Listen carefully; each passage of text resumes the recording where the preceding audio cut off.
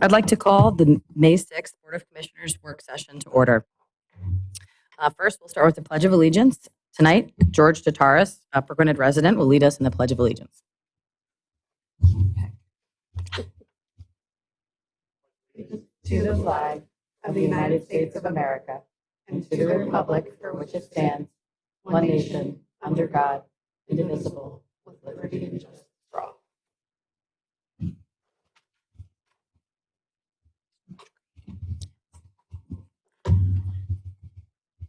Ms. Logan, will you do the roll call? Rebecca Moody, Vice President. Here. Denise Hall, Commissioner. Here. Ms. McNaney, Commissioner. Here. Gregory Mull, Commissioner. Here. Sandra Zadell, Township Manager. Here. Megan Weaver, Assistant Township Manager. Here.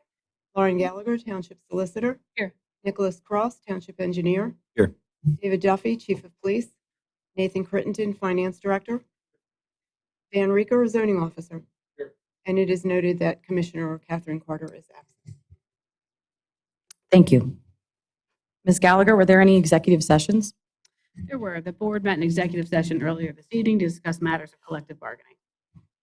Thank you.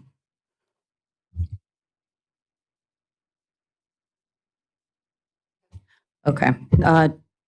Just wanted to note, number 5 on the agenda, at next week's meeting, we'll also celebrate Mr. Willard Troxel for 50 years of service with the township. And number 6, the announcement of our summer meeting dates. We'll move to 1 meeting per month through June, July, and August. So that's Monday, June 10th, Monday, July 15th, and Monday, August 12th. And going to public comments. For those of you who plan on providing public comment, please state your name and if you're a resident or non-resident when you come to the microphone. Thank you for respecting the 5-minute rule and practicing decorum. Our goal is to always give you the most complete and correct answers to your questions from our staff who are experts in each of their areas. And for that reason, we have the option of enclosing your email address in the registry if you would like to reach out to you during the week with full answers to your questions. We had some residents who were concerned that if we answered any questions offline, so to speak, and the residents who wanted to hear the answer publicly would be left out. So we will continue to share any answers to questions that were posed publicly but answered privately at the following public meetings. And with that being said, we did have a resident ask some questions in our April 8th meeting, which have been responded to through email. And I'll read those questions and responses now. These were questions from Fred Hankin. Question number 1, related to our CPRO survey, why did the survey get stuck? Who's monitoring these surveys before they go live? And who is making sure that they are working? Sandra Zadell, the Township Manager, responded to these questions. First, the survey was created by our consultant, Simone Collins. It was reviewed by our staff, and the reason it got stuck was an issue with a specific question type, and it was changed when you brought it to our attention. As a bit of a background, the survey is posted and utilizes a very popular software platform called SurveyMonkey. The township also utilizes this. Any issue of freezing / being stuck, etc., can be due to the user's device, an issue with the question type, internet speed, and a lot of other factors not in the township's control. And we apologize for any inconvenience and appreciate you trying again. With online surveys, these are minor inconveniences that happen along the way. It's the same with a paper survey. Some people's get quote unquote lost in the mail, and there are a lot of factors that the township can't control. Question number two, what are the township's plans for the Martin Tract property? Is it the board's next target to pursue illegal spot zoning to accommodate the county's agendas regarding subsidized housing? And Sandra's response, the township's vision for the Martin property can be found in our comp plan on page 139. The township has never, nor does it now, have any plan to pursue illegal spot zoning in Upper Gwynedd Township. We also have no plan to pursue any agenda from any external organization. We also have no plan to pursue subsidized housing. Number 3, regarding our goals, what does continued education regarding affordable housing and its impact on the township mean from the goals list? And the answer, during the Walters Group zoning application, the township staff worked hard to help clarify the programs that the developer was proposing to utilize in Upper Gwynedd Township. We created a Get the Facts page with information on federal, state, and county funding sources that we were aware that the developer was utilizing. It's available on the website. We will continue to do so if faced with any future projects. The goal is aimed at making sure our residents will have specific factual information about developments proposed in our community. And township staff and board of commissioners also attend training programs to stay up to date on national planning and zoning trends on this hot topic. Number 4, how do we measure success? The township manager reports to the board of commissioner on all the goals, and all of our goals are listed usually once or twice per year. Success for each goal is measured differently depending on the goal.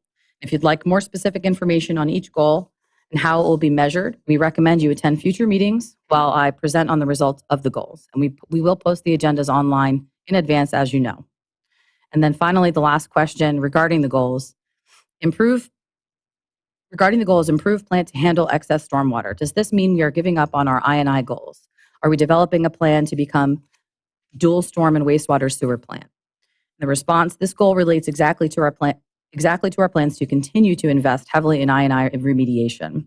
This board has devoted unprecedented levels of funding to this issue, authorizing over $1 million in I&I related repairs in 2023 and 2024, pipelining and manhole replacements. Prior year investments neared $150,000 to $200,000 per year of work on I&I, and we are aggressively investing in this work due to the influx of I&I from the Toamenson flows, which weren't anticipated and are extremely inefficient and costly to treat. Additionally, we received a grant this year for over $400,000 of work, which we are already planning to pursue. We are not making any plans to become a dual system, which would be a major environmental step backwards. Okay. And moving on to public comments, we have one person signed up for this evening, Carl Smith.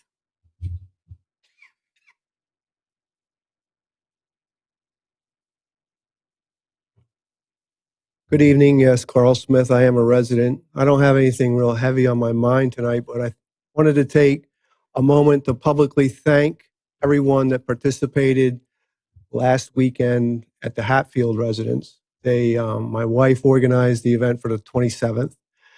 Had a good turnout. We had 20 people that came out and spent 6 hours. You know, they rotated in and out. They weren't all 20 there for 6 hours, but a lot of things happened. So we had 10 yards of mulch that were spread. Flower beds were weeded. Small trees and shrubs were removed. Grass was mowed. Christmas lights and wreaths removed from the house, believe it or not, still there. And garages organized. So a lot of work was accomplished. And it was pointed out to me that Liz McNaney was present there and I was not because I had to go to a funeral. But I did make restitution, Liz. I want to be clear. Yes, Saturday I went back and power washed the house because my wife had arranged that. So I did my part. So thanks. Thank you. And thanks to everyone that participated. Glenn was a great man. Of course, you didn't all agree with him. I agreed with him more than you did, but he was a wonderful guy and we miss him. Carl, I'd like to thank you and Linda for organizing that, especially Linda. Linda, it was not me. It was such a nice day to be out among friends, residents, neighbors. Everybody worked hard. And thank you for letting me be in the group picture too. But We're going to use that. It just shows what a special community Upper Gwynedd is when we can come together like that to help out a family that needed help with taking down the Christmas tree. So I was happy to be a part of it. So thank you. Yeah, well, it's an emotional lift for people that are going through that. I mean, they're financially, I'm sure, are fine with a lot of things, but when people come out, there's a different level of connection and love. So I wanted to mention that. Thank you. Okay, I'll now turn the meeting over to our township manager, Sandra Giselle. I can't not comment on Glenn's missed presence in the room just because sometimes I can only speak for myself. I can't speak for the board, but I've told you guys a million times, I'm everyone's manager. And any of you that regularly attend our meetings, if you weren't here, we would miss you. And especially Glenn, if he's missed.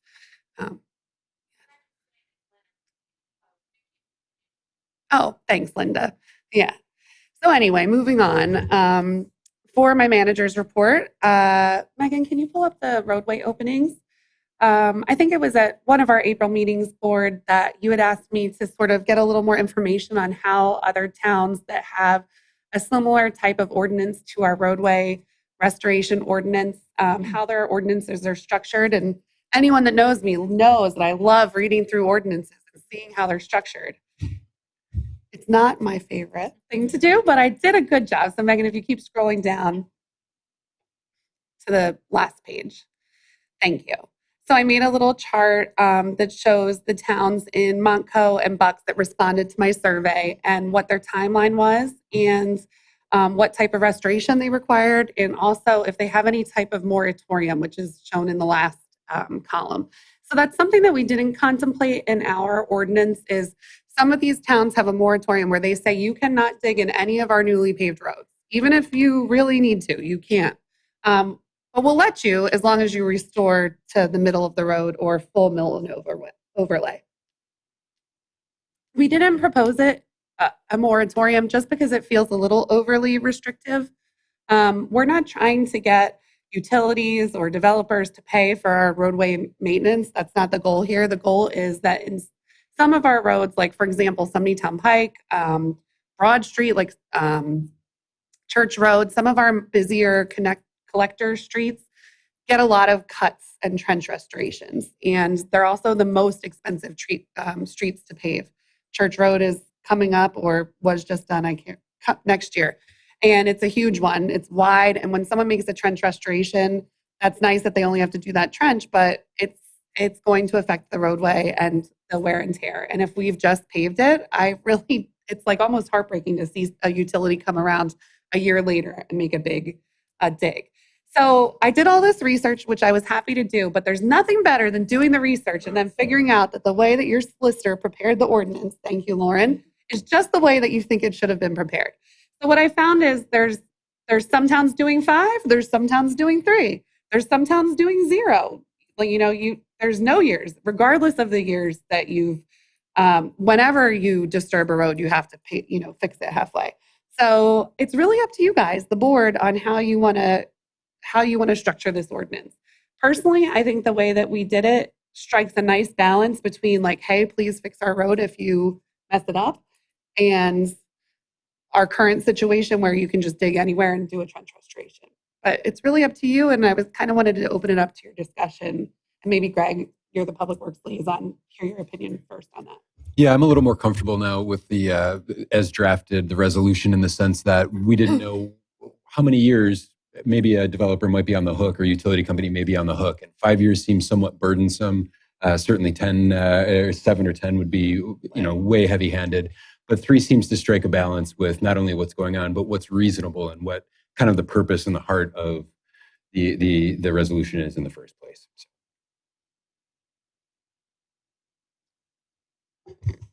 So. I would be very comfortable with 5 years still. Because as we said, yes, ideally, we do try to pave more frequently. However, it's very expensive. Paving is very expensive. And so we do stretch it as long as we can.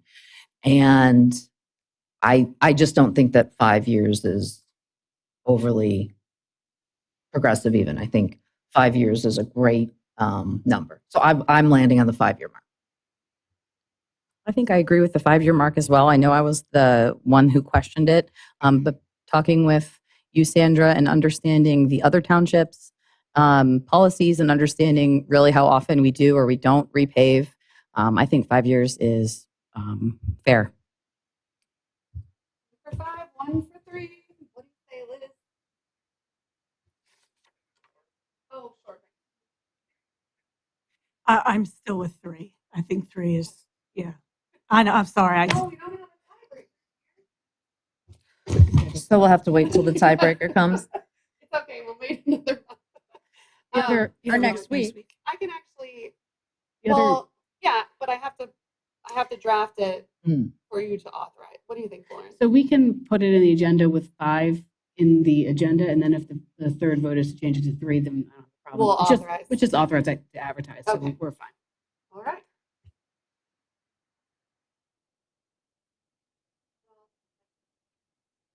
Okay. Thank you. Glad we could have that discussion. Okay, I'd like to invite Nathan Crittenden up to give a little presentation on his first quarter on our first quarter of 2024 and how things are going for the township financially. Oh, sure. Yeah. Okay.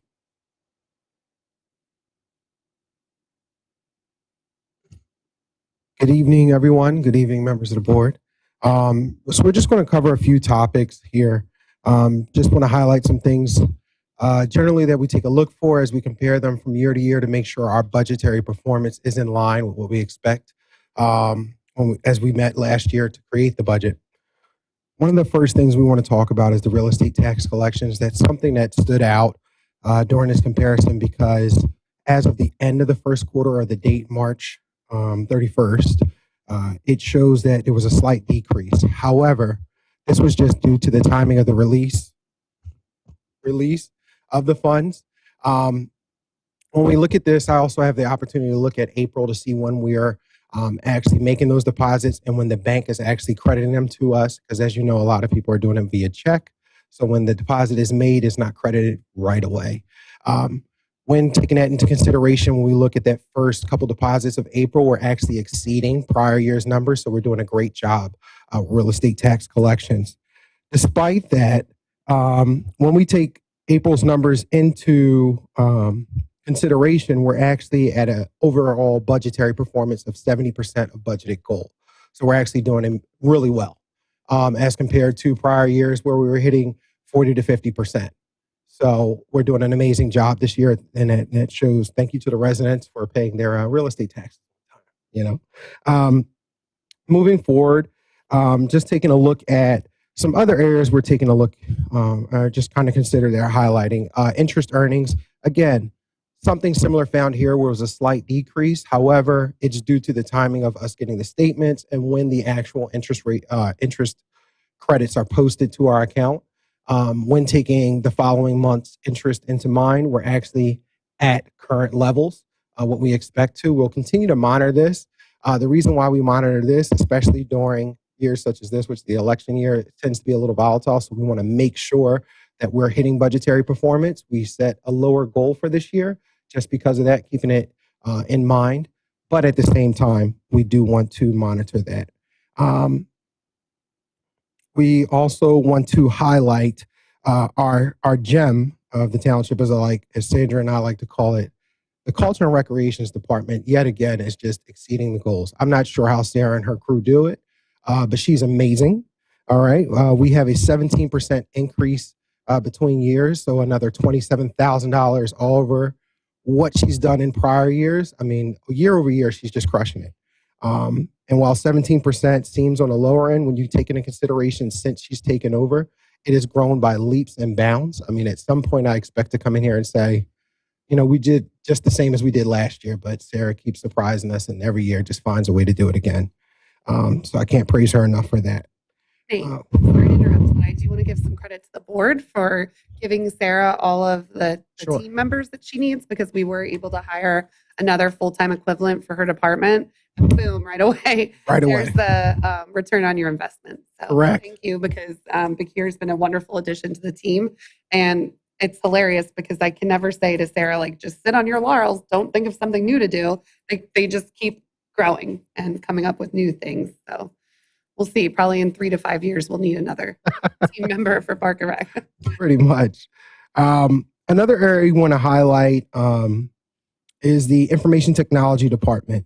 In this category, we saw a decrease of $31,000, or roughly over $31,000. This is primarily attributed to bringing on and onboarding a new in-house IT person, professional, Josh Grab. He's done an amazing job with his assistants and just him taking charge. We've been able to save money, not only in the IT section, but in other areas. We have capital projects that involve running the wires, doing different things, moving or maintaining, our server room and stuff like that.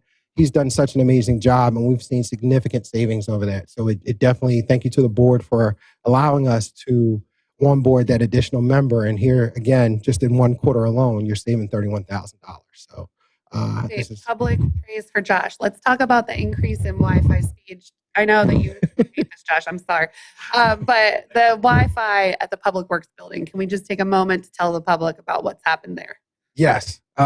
So Josh, do you need to leave or you want to stay? Okay. just speaking of, we knew we had a lot of infrastructure projects here that we really needed to take a look at, some dated equipment. Onboarding Josh has allowed us to do that not only at a significantly higher rate than what we anticipated and planned for, again, with the savings, but as Sandra said, some of the problems we were experiencing down at the Public Works Department, which also in turn go to affect the police department because of the garage.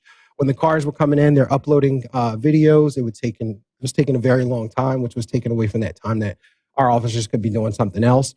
Also, as well, our Public Works Department, when I first started, Willard went to show me something. He had time to start the computer, go make a cup of coffee, have a lunch meeting, a meeting with the guys to let them know what the day he was looking for. By the time he got to his desk, he was finally logged in. At this point, Josh has it to a point where he's operating just as efficiently as we are here in the building. And that is by no short feat. When I say there were some challenges with it, and from start to finish, meeting with engineers, planning out the project, Josh has done an amazing job. So I enjoy every day working with him. And he's been a great addition to the team. And I can't say enough about him. Yeah, we'll talk.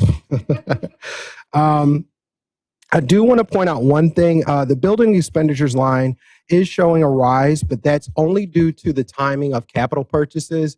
I hate to continue to say it. Hopefully, this is the last year we ever have to say it. But due to supply and demand issues, and as we talk to our vendors, they love to say, post-COVID things are tied up. But again, this was due to primarily that these are planned capital projects that were end of last year or fourth quarter last year that are now coming in. So we're seeing that money come out, as well as on the opposite side, we do have some things that are coming in ahead of schedule. So, but in meeting with Willard and speaking with him about everything that we have and the expenditures that we've seen so far, we're right on task with budgetary expectations. So even though there's an increase between years, it's not something that needs to razzle dazzle the township. Other than that, everything else, except for the Public Works Department, I will note this. The Public Works Department is seeing a decrease between years. And this is primarily due to where you're getting a chance to see some of your money. The timing of stormwater projects, we have been utilizing the SWIRP project to extend the life of our lines, our sewer lines that are out there, stormwater lines, and it's due to the timing of when that project is done. We still continue to schedule those projects for this year, and you will see that investment come back a little later. But again, the primary place where we are seeing this come back for us is, again, the I&I and other places like that. So that is still within budgetary expectation that will come out. All in all, between years, the township's revenues are still strong. We're still in line with what budgetary expectation is supposed to be. So we're looking good, and I feel great about it. Is there any questions? Great, I'm getting out of here. Thanks, Nate. Are there any questions from the public? Okay. All right. Van, you're up.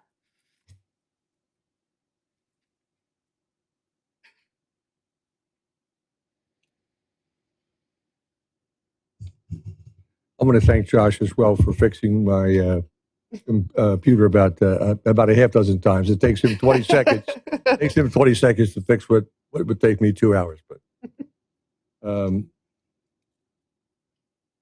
as manager, members of the board, active schedule. The first group of bullets are applications that we have either on board or are completed with 1327 East Prospect Avenue, 2-lot subdivision that came in.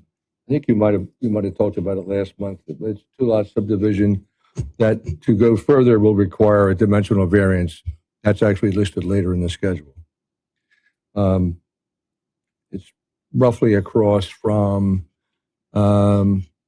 the Newbury One development on East Prospect. Zoning hearing apps, or the rest of the schedule.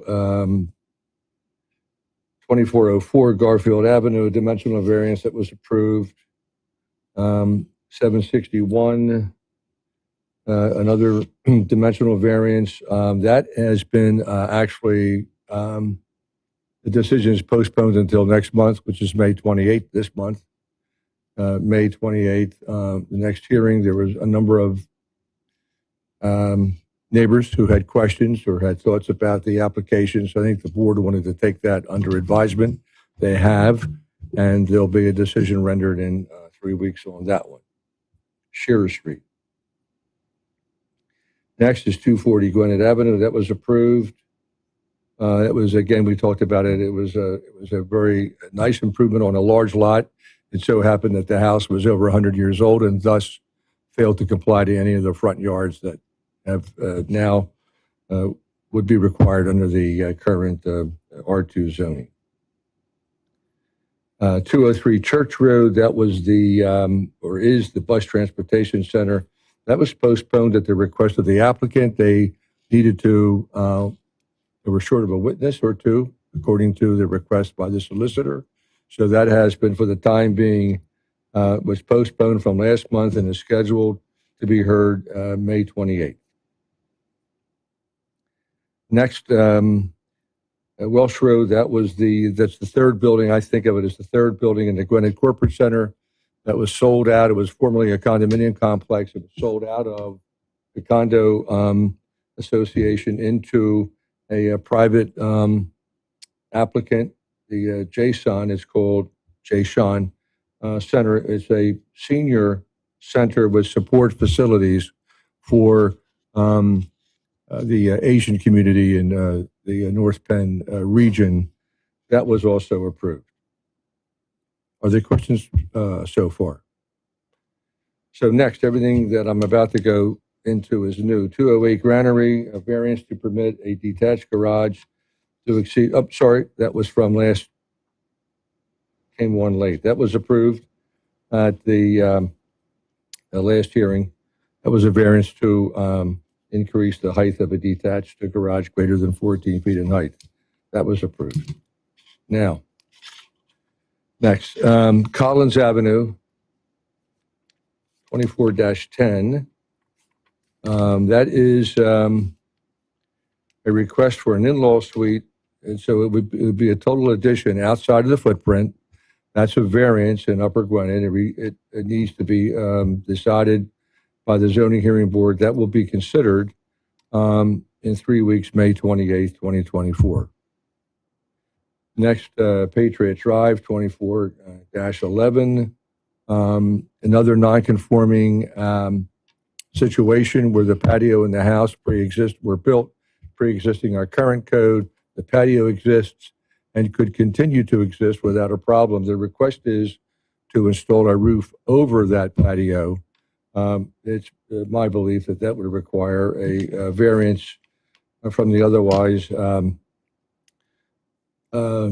required rear yard of 50 feet. They would be the new roof would be 22 feet 6 inches from the rear property line. So far, dimensional in nature. Next, these are all new. Thanks, Megan. So these are the way the calendar splits and our need to get this agenda out so it can be placed online. We have 3 additionals to what you have in front of you. 986 Summitown Pike, that's now Sparkle Auto Wash. It used to be, until a month ago, North Bend Car Wash. As a part of their upgrade, they want to construct a covered pay station. It's really a kiosk with a roof. However, in order to do that, they will need a variance to construct that structure, that building, within a 50-foot rear yard setback from its residential neighbors. So that's a variance. It's a one-story building. They'll be in there. They submitted a full plan and architectural drawings of what they wish to do. Relatively nominal, but it does require a variance, a significant variance to place that building within the 50-foot setback from a residential district. Are there questions about that one? That one's new. That will be heard, also will be heard May 28th. Next is 1327 East Prospect Avenue, CHP 2413. You'll remember that's the very first item I spoke to.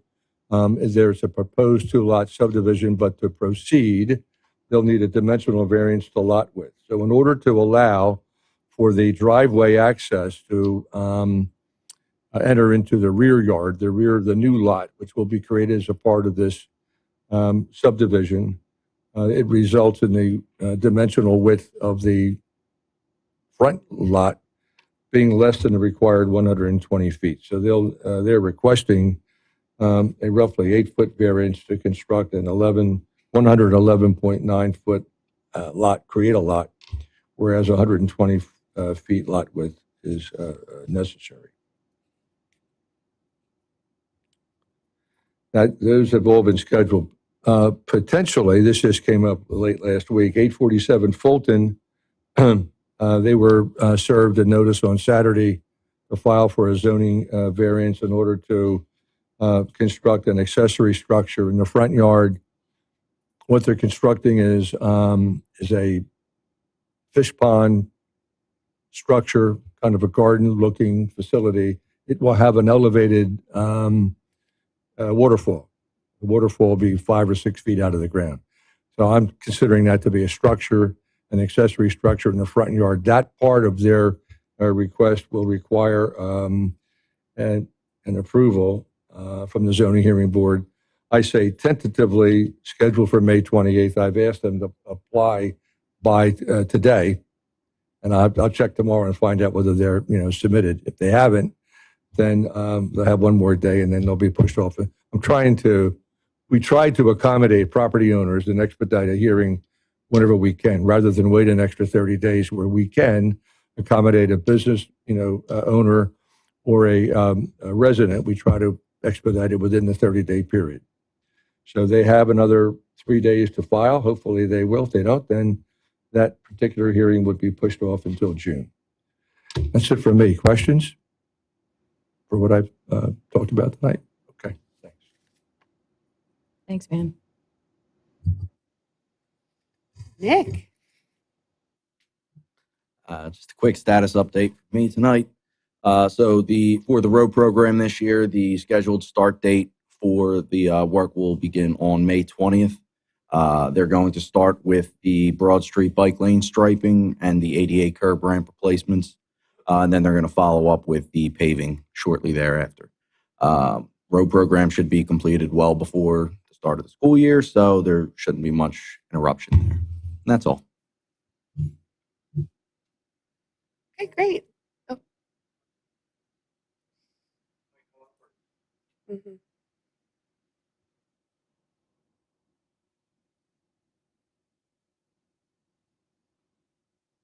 Fred Henkin, 802 Clover Drive. Parkside Place and somebody down Pike, the light in front of here, is that intentionally signaled the way it is, or is it just because I go by there and the light just churns and there's like nobody there? It's like it sits for like 45 seconds and the traffic backs up all the time. And then especially coming into the borough, everyone's trying to race each other to get in front of the next person. I didn't know if that was a signaling issue or if that was intentional. At which part? Do you mean waiting on Somnietown or waiting on Parkside? Parkside it trips, so everyone on Somnietown's sitting and waiting. Oh, and there's no one on. I mean, it's a 45-second delay, possibly even more. And so all the cars back up. It's just a question. It wasn't. I'm not sure whether the timer for that is Seems to be running on all, the I mean, sensor it or if trips it's all on the the time timer. and there's like nobody there. Now, I know if you make a left, it would trip, obviously. You have to make a left, but making a right shouldn't trip the light. So when you're there and the light trips, Yeah, I'm no not. no one in the left-hand turn lane, so I'm questioning whether that might be an issue. Yeah, I'm not sure where the sensors are. Okay, That signal. I know we are going to be, I guess, investigating. It's annoying to a lot of people that We're going to be investigating that signal intersection actually in the upcoming year. Thank you. The left turn lane. Thanks, Nick. I had a question for Nick. Jackson and State Street, both sides for the ADA ramps. That's on the list to be done. The crossing of State Street is, they're replacing the ramps right there. There is no crossing, I think further down Jackson Street, further away from Lansdale, the Lansdale Borough line, there's a crossing right there. And then there's a crossing over Jackson Street that we're going to be, or State Street that we're going to be When was replacing. that one? The exact week, I'm not sure, but that they'll be starting the development on that May 20th date. So it should be coming, the end of May, sometime in June. I would anticipate the ramps to be completed. All right. I had a resident reach out about that, that particular intersection. So I want to make sure we have an answer. So thank you. No problem. Yep, they'll be getting done. Okay, so in President Carter's section, item 12, the staff departmental reports, item 13 and 14, the minutes, those will all go on to the consent agenda. Item 15 is a proclamation for Pride Month that will be reviewed next week at the business meeting, and I'm going to pass it back to you, Vice President Moody, for a decision item on item 16. Thank you. Sandra, would you be able to explain the change order quickly so that Yes, I'm sorry, That's okay. I totally should have done that. I wasn't prepared to have it open, so Yeah. you probably just know it. Sure. So we're nearly complete the building project. It's very exciting. If you've visited that side of the building lately, we're back and you no longer have to walk through a very crowded lobby to come into this meeting. So the last phase of the project is just the door locking section of the project. And as we were last meeting or the meeting before, I went over the Board of Commissioners goals for the upcoming 2-year period in which renovations of this side of the building came up.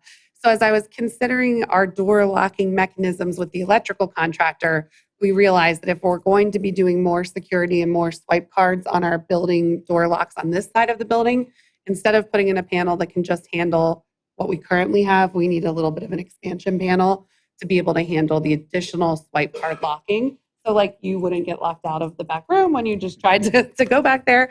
And that we would have a secure, I hate to talk publicly about our security, so I'm not going to talk too much about that, but basically it will be a security, an increased security measure. That's why I have to do this change order for electric to allow for an increased electrical panel to allow for additional swipe cards for doors. So we're going to completely utilize the construction allowance for the Shipsy Electric contract and then exceed it with a change order of $4,762.97. So that's what I'm looking for approval for. That'll set us up with a panel that will accommodate future needs. Thank you. Is there a motion to approve the change order number 1 for the building renovations project in the amount of $4,792.97? So moved. I have a motion. Do I have a second? Second. We have a motion and a second. Do we have any board comments? Mm. Any public comments?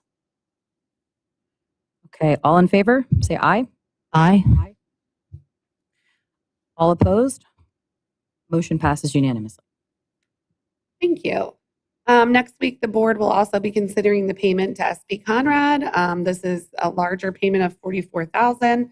It's probably the second to last payment for SB Conrad. They are almost completed their scope of work. And moving on to Commissioner Moody's section. Sorry, my computer's, there we go. We just have 2 sort of normal MERC waiver requests. The first is for Sunday work, May 19th through June 30th for crane lifts. Excuse me. And the second is for Sundays in July and August, also for crane lifts. If the board is okay with it, we could put both of these items on the consent agenda. Sure. Sounds like you are. Okay. And then I know Commissioner Mull would like to say a few words at the beginning of his section, and then Vice President Moody, I'll pass it back to you. Like others, I just wanted to give credit to Sarah Priebus for the excellent job she did with our Unity for Kindness Festival that was held on the 27th. The temperature was a little bit cooler than we had hoped, and it started to rain a little bit towards the end, but we still had a great turnout. We had wonderful dancers. We had wonderful music, great food trucks. Our first foray into allowing a beer truck at the event, I think, was a success. And I think everybody had a great time, and nobody really left, even with the rain. So I want to give her a ton of credit for that. And I think that that's an event that hopefully we can continue to go forward with, because I think everybody would agree we need a little more kindness. So I want to thank Sarah for all her hard work, and the entire Parks and Rec team. The police department, there were several officers there making sure, in a very passive way, making sure everybody was having a good time and engaging the community in a very positive and meaningful way. So I just want to thank everybody who was there to support and help out. And the puppies, there were puppies, which was a big draw, so which was really nice. We really should all just thank Chief Duffy for letting us have beer and softening on that. It's 5 years from when I first said, "Can we have beer at park events?" to when you said, "I think it'll be okay to have beer." Yes, one small step. We're not trying to throw a rave out there. So I just dated myself, totally 90s Sandra. So I'm Gen X. Okay. Rebecca. Thank you. For the next item, this is a motion to, This is a motion to approve Resolution 16-2024, the Robert Nagel Jr. Community Center. Just a quick background, the Parks and Rec Department has re-lettered our community center to be called the Robert Nagel Jr. Community Center. Mr. Nagel gave all of his free time to the Boy Scouts of Upper Gwynedd Township, as well as the Parks and Rec Advisory Board. He chaired this group for over 10 years and until his death in 2022, attended all of the Park and Recreation special events and most programs. I'm just making sure there's nothing else I wanted to say. Okay.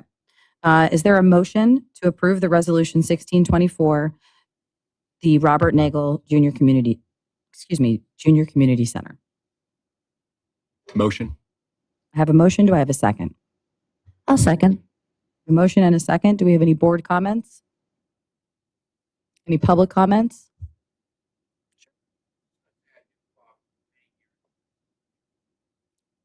Thank you. Yeah, a lot of people. All right, so all in favor, say aye. Aye. Motion passes unanimously. I'll now turn the meeting back to Mrs. Adele. Thank you. Megan, can you click on this one? I mentioned earlier that ordinance searching is not my favorite part of my job. Definitely my favorite part of my job, hands down, is getting to help do anything related to playgrounds. It's so much fun. And look what we are proposing for Rexdale. It is so cool. It's so much cooler than what is currently there. And it is beautifully colored in our new Upper Gwynedd playground color scheme of blues. As you may notice, if you've entered the right side of our building, everything is blue over there, and now our playgrounds are going to be blue too. You can guess what my favorite color is. And this playground, Greg, you actually helped weigh in on, and all of us checked with our children, which is part of why it's my favorite. Well, Sandra, I think it was instrumental to check with the children, Yes, because they can they look know at it best. and instantly say, no one's going to climb on that, or that's a safety issue if you climb on that side, and best effectuate the uses of the playground. I thought it was very important. Well, it does not have the tallest supersonic slide in all of the land that's available, which my children usually ask for in a playground design. It does have some really cool features that include inclusivity. As you can see, there's different types of swings that different types of bodies can utilize, as well as just different features that are not exactly the same as every playground that you see, like the older models that we tend to have throughout Upper Gwynedd. So I think this is really an exciting change for the Rexdale neighborhood. It's probably long overdue. And it will be paid for through the capital fund. It is quoted at $132,815. We budgeted $126,000. And to fund the difference, which is $6,815, we're going to utilize our fundraising funds that Park and Rec brings in. So things that will help pay for this difference are like the golf outing, bag bingo, any of the things that we do that bring in revenue, as well as just our generous donations from our community sponsors like Rudolph Clark, Evan Rieker and Associates, and others, RVE. sorry, and others in the community. We have a lot of great sponsors and longtime businesses in the community that always think of us. And I think it's really going to be wonderful at Rexdale. So does anyone have any questions about this playground? I have a question. Sure. How soon till we have it? I actually have no idea what the answer to that question is, mainly because of what Nate said earlier. It's so weird. Some things you can order and it comes as soon as you think you're going to get it, and other things it takes way longer. So I'm sorry, I don't know the answer, and I don't want to overpromise and then say like, oh, we're going to have it built and ready in 3 months, and then they tell me, oh, there's a 9-month wait. So it could be more like a next spring kind of thing. More realistically. I really hope that it'll be installed in the year 2024. Oh, okay, good. What is the ground? What is that? I know. So that's going to be mulch. We're not Mulch, okay. doing any. So the really cool surface that someday we'll have in Upper Gwynedd would be called poured in place, which is that cool surface that's like rubber. And it's really great when you have babies because they can just crawl on it and they don't eat like the mulch. And but that's very expensive. Like for this, I don't know, Nick, I don't actually know what it costs these days. I know what it cost like 10 years ago. It might be like $75,000 just for that. Yeah. Yeah, the poured in place is almost as expensive as the playground. And then you have to repair it and like reseal it and do all sorts of stuff. So that's why typically that would be something we do through a grant funded project. We did apply for a grant, which we didn't receive, but we'll continue. I think we're going to have to do playground replacements in almost all of our pocket parks as we move forward. So we'll continue to apply for grants for them. But we do have the money in our capital fund, and I think it's time we start replacing some playgrounds. I think it's a great idea. And I love the color. Yeah, thanks for the Thanks. visuals. Well, thank you, Commissioner Mull, for letting Sarah and I have our way with that. Thanks, Bill. Thanks for your hard work on getting it that way. And I'm sorry you didn't get the grant, but I think the fact that we're able to subsidize the small difference Mhm. proceeds from fundraising speaks well to how we manage our business. Yeah, thank you. All right. I don't think we need a decision on that one. You know what, Commissioner Hull, I'll get you an answer from Sarah on how soon it can be installed for next week. Awesome. Thanks. I think I'm next, Sandra, so I can keep going if you want. Cool. Okay, the next item on the list, number 22. I'm sorry to interrupt, but I You're fine. already have an answer from Sarah Priebus via What's she text watching? message. So good. Hopefully by the summer, she said. The summer of 2024? Yeah. Wow. Okay. All right. Until they were Awesome. like, wait, there's a manufacturing delay. So let's keep our hopes managed. Thank you. Okay, number 22, there's a motion to approve a grant agreement with the Commonwealth Finance Department in the amount of $309,229 for the Sumneytown Pike Pedestrian Bridge Relocation Project. I think we've talked about this a couple times, but I'll just read the background in the memo. In July 2023, the board approved the resolution to apply for a grant to move the Sumneytown Pike Pedestrian Bridge. The pedestrian bridge will be relocated alongside the existing roadway further up Sumneytown Pike just after Gwynedd Way, but before the Weiss Shopping Center. The bridge at the new location would span Toamenson Creek and provide the opportunity to establish a pedestrian connection for sidewalks on either side of the creek where there is currently none. The section of roadway has been noted in our comprehensive plan as a high priority area for increased walkability. By adding this pedestrian bridge, we will complete an important connection to a major shopping center from the sidewalks on Sumneytown Pike. Cost estimate for this project is $528,208.65 and was planned in our 2024 budget. The great news is that we were awarded a grant from the Multimodal Fund via the CFA in the amount of $306,229. We appreciate the support of both Senator Pennychuck and Representative Hanbidge, who are both instrumental in our ability to acquire grant funding. So, with that, is there a motion to approve the grant agreement on the Commonwealth with the Commonwealth Finance Authority in the amount of $309,229,000 for the Sumneytown Pike Pedestrian Bridge Relocation Project? I'll make a motion. Thank you. Do I have a second? I have a motion and a second. Are there any board comments? I do have one. Sandra, can you just clarify? Yes. Well, what's thank going to you for happen giving me where this- the Thank you bridge for giving me leaves? this opportunity. I can't tell you the number of calls or emails or just comments on social media that we've gotten about the fact that we're going to be removing the bridge and just moving it up the road. We're not going to do that, guys. We're not going to take a bridge and just move it up the road and leave a hole. We are building a new bridge and installing pedestrian facilities on the new bridge. And then now the pedestrian bridge is not needed because there's a new bridge with pedestrian facilities, and we are moving the pedestrian bridge to a new location. We have gotten a lot of complaint emails from people saying, like, I use the pedestrian bridge all the time. Please don't move it. I won't be able to walk. I promise we're not that bad. I know government thinks, some people think like, wow, government, they don't think of everything, but we are not that bad, I promise. So there will still be a pedestrian crossing by Boston style on the new roadway bridge. But we'll be able to repurpose. We will the be old bridge. repurposing the old bridge. And thank you for that word, and moving it up the road. Very important clarification.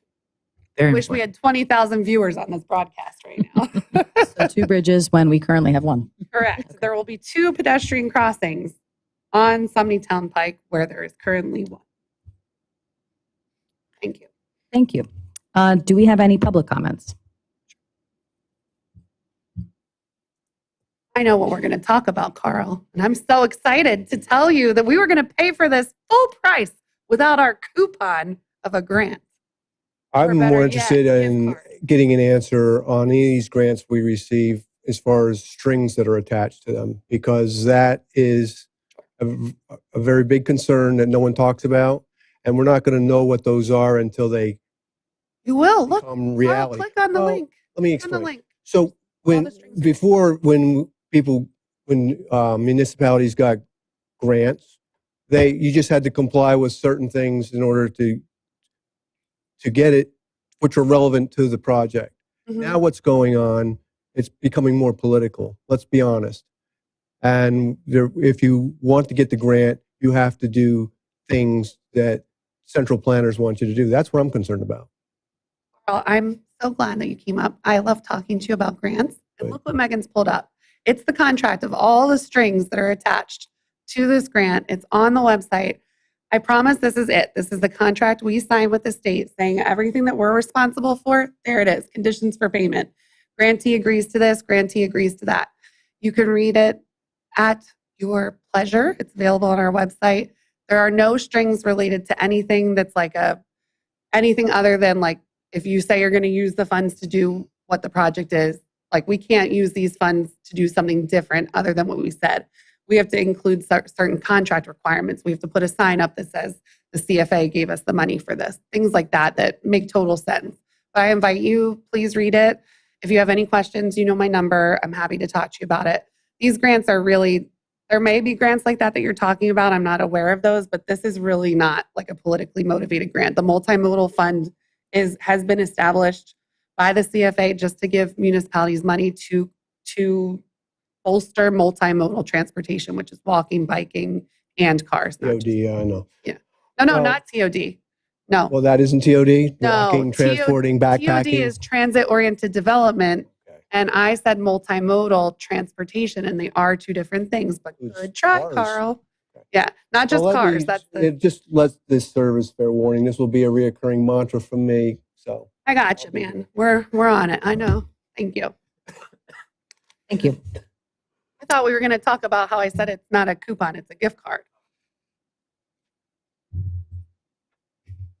Dennis Wayne, 886 Fulton. So, subject to review of the contract, I am grateful for the bridge over down by Wises because as a frequent walker down that way, I have to dash across that bridge occasionally. So, yeah, so I'm grateful there will be something done down at that end. And just one other comment on the Rexdale Park. I've been tuning into the Parks and Recs long-term planning, and I don't remember anything specific with Rexdale Park, but just would want to make sure this new playground isn't in conflict with anything yeah. that we're doing there. So, No or problem. that is envisioned there. So, thank you. Thanks, Dennis. We, Sarah has shared the plans with our consultant. It's just that last year we were like, should we wait to fix these playgrounds? But we know we're not going to completely take away the playground portion of Rexdale Park. That will stay. So we're just replacing that. It doesn't exceed the current footprint, like of what's there. It's staying in the same place. Because I know in Rexdale, they have some pretty cool plans for a few other things too. Thank you. Okay, I think I have to take a vote. All right. Do we have all in favor of this motion? Please say aye. Aye. Aye. All right, motion passes unanimously. I think back to you, Sandra. Thank you. Next up, you may recall a month ago, we didn't have any bids on our equipment rental bid, but we did luckily get a bid this month. So next week, we will be asking for approval of the equipment rental bid from the contractor Floyd Hirsch. Excuse me. We also have two grant applications coming up. These are both related to our Jacks Lane open space. Oh, nope, not Jacks Lane open space. Jacks Lane Stream Bank Restoration Project. Nick, I didn't prepare you, but would you like to talk for just a moment about what these two grant applications will be? And just as a little preparation for what Nick's going to say, we've had a lot of success with the Haynes Run Stream Bank Restoration and building blocks of grants on top of each other to the point that we have so much grant funding for that project. I think 6 or 7 different types of funding sources. So that's kind of what we're trying to do here with the Jacks Lane project. And Nick, take it away.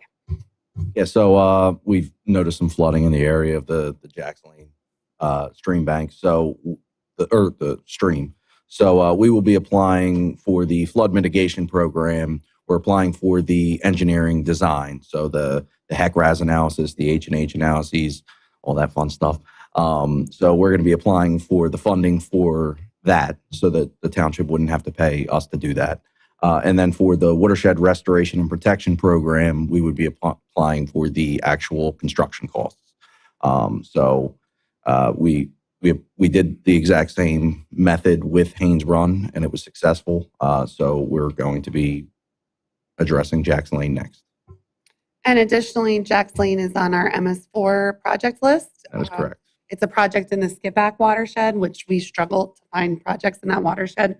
So we're lucky we have a project that has such a sediment bang for our buck. The big credit. Yes. The reason that we don't have memos linked for these two items is Nick is still finalizing the budget on those items, and I'll have those tomorrow.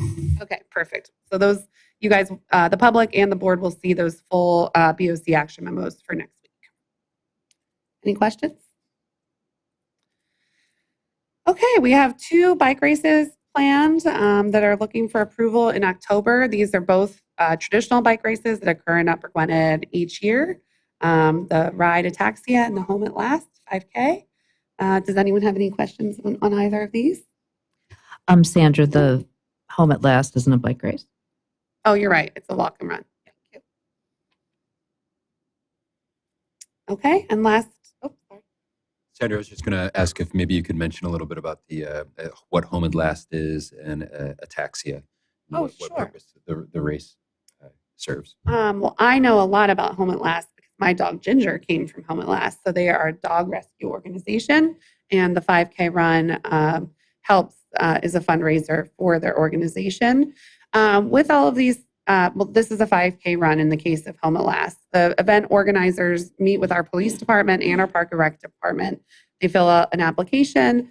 We review it and make sure that the race is safe and that they will be notifying residents along the race route. And then we allow them to run the race. So the board is basically granting approval for them to utilize the park for part of that race. And then in the case of Ride Ataxia, Ride Ataxia is a group. Greg, you asked me this question, and I honestly, do you know what Ride Ataxia is? I do not. Sure. I apologize for asking you a question. That's okay. on the spot, so. I will, maybe Sarah will save me from the land at home, but I don't know what Ride Ataxia raises money for. I just know that they come to us each year and that they have a 21, like I know more about the details of the race than what they're raising money for. It's a 21-mile ride that goes through Upper Gwynedd on Morris Road between Burks Road and South Valley Forge Road. It kind of heads in waves of people that happen along the route. And police coordinate with race representatives on traffic control. I can get more information on that. Thank you. From help from the audience. Thank you.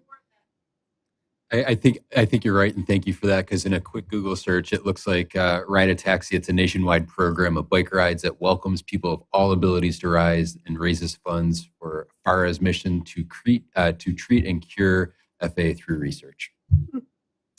Well, we've all learned something. Thank you, everyone. If I may, the Home at Last event, they set up in the pavilion too, and they have gift baskets and they fundraise, and the dogs, and people come in costumes and they dress their dogs up and they have a dog walk around the park, and it's just, it attracts hundreds of people. Hopefully the weather's good for them, but even if it wasn't, I was here one year, and just a great community event. And the how do I say it? I have no idea if I'm pronouncing it correctly, but I'm saying it. Didn't you go to that one year? No, I think that was a different. Sarah Yeah, I did think there was a respond to me different that bike race. they actually only use a small portion of Morris Road in Upper Gwynedd for their race, and their race is organized by another township. Does it end at Monaco? I'm really sorry, guys. I don't really know that much about this one. Yeah, the route is. Let's see, Megan can pull it up for us.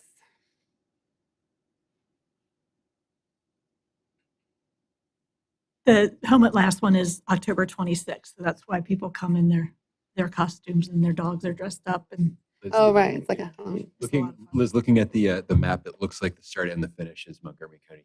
that's why I don't know why I knew that. I thought that. All right. Next time I'll study up on my bike races more. I'm sorry, board, I've let you down. But that's, any other questions on those from the audience? No. Last up, if you want to ask me questions about this one, I know a ton, but you probably don't have any questions. So we're going to get started with manhole grouting. This is fixing any little holes that may have popped up inside of our manholes, which in turn are an I&I issue. So again, for more work we're doing for I&I led by Bob Hegedus in the wastewater department, we're utilizing a CoStars vendor, and we'll be asking for approval of the work via the CoStars contract at your meeting next week in the amount of $29,295. And then we have the open and paid invoices. Okay. All right.